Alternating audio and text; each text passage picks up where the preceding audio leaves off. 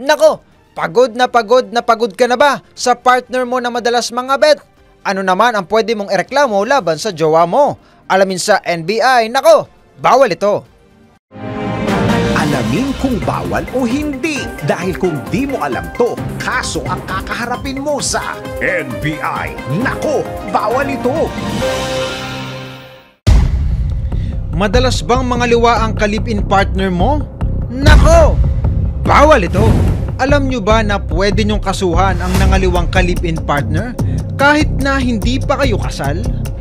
Kapag harap-harapan o pinangangalandakan ang ginagawa niyang pangangabit, may tuturing itong pang-aabuso laban sa'yo.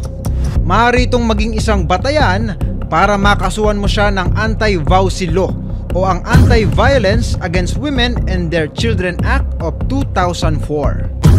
Layunin ng batas na ito ang protektahan ang mga kababaihan at ang mga kabataan na nakararanas ng pang-aabuso, physical abuse man ito o psychological abuse, o yung mga asawa na naaabuso ng sobra mentally dahil sa marital infidelity na ginawa ng partner. Kaya maaaring managot sa ilalim ng Republic Act 9262 o ang Anti-Vowsy Law ang sinumang lalabag.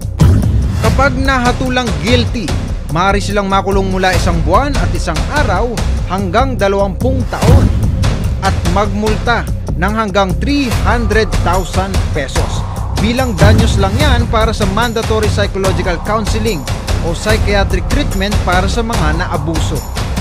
Nakasaad nga sa 10 utos ng Diyos na huwag kang mangangaliwa o huwag makikiapid sa hindi mo asawa.